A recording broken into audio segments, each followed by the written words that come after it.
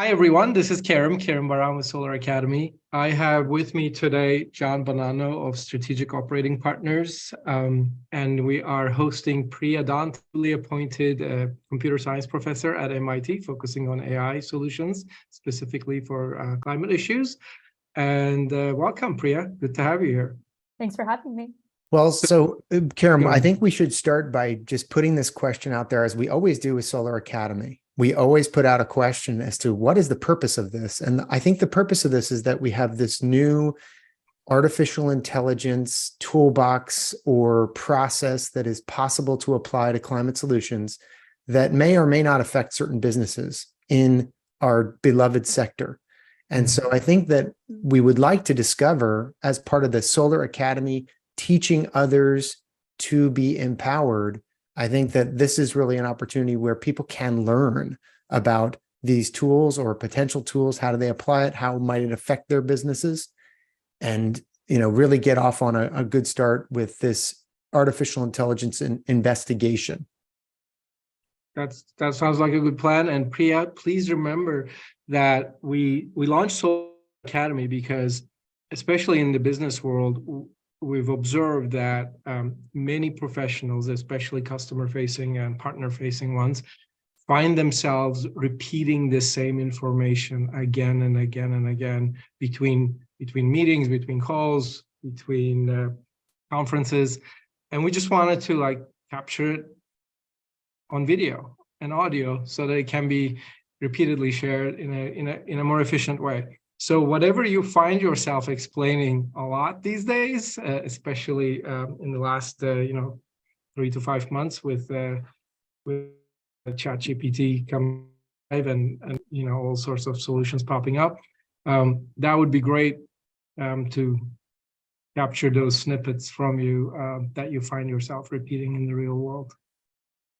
All right, so let's jump into the content, and we are very grateful to have Priya Dant here, who, as Kerem mentioned, is a newly appointed professor at Massachusetts Institute of Technology, better known as MIT, and super excited to have her give us a little tutorial on some basic building blocks. And we plan to have more than one session here, so you're not going to run out of content.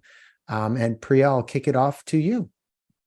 Yeah, so I guess to introduce myself a bit more, so I wear two hats. I am the co-founder and executive director of Climate Change AI, which is a global nonprofit that really tries to bring together a community of innovators and practitioners and decision makers to accelerate climate action using AI. And you're going to hear today about various ways what that actually means. In addition, as John mentioned, I'm an incoming assistant professor at MIT. And my research focuses on how do you dynamically optimize power grids to foster the integration of variable renewables, and do this in a way that's really cognizant of the data, the sensing that you're seeing on the system, but at the same time is respecting the physics and constraints and all of that good stuff that you really need to make sure that you satisfy in order to not break your power grid. So my work comes in this realm of what's called physics-informed machine learning. How do you bridge machine learning and data-driven techniques with the physical and engineering knowledge we already have to try to get the best of both worlds? That is an incredibly good topic, and I encourage all of our viewers to also access the sessions we did with Ted Thomas around untangling the grid, because not only is this a physics and an energy problem, but it's also a politics and policy problem. So we encourage people to go take a look at those sessions we did with Ted, and the upcoming sessions we're going to do with some FERC chair people coming up soon, but not ready yet. So Priya, this is a very, very time-sensitive, on-point conversation. Please lead. Yeah, absolutely. And I mean, I know that kind of AI has come into the public consciousness, in a huge way over recent weeks because of in particular, ChatGPT and other similar models. But in some sense, actually, the story of AI, is not new. AI was invented back in the 1950s and actually started not with machine learning techniques, but with symbolic techniques. Basically, can I write down a set of rules that describe the problem I'm trying to solve? For example, the game of chess. Can I just write down what the rules of chess are and find some algorithm that's able to reason over those rules in order to do something. So back in like 97, Deep Blue, for example, was an AI agent that actually beat, the world's greatest chess players on this topic. But since then, especially in the last few years, machine learning has become a kind of predominant paradigm. And machine learning is the techniques that learn from data, large amounts of data.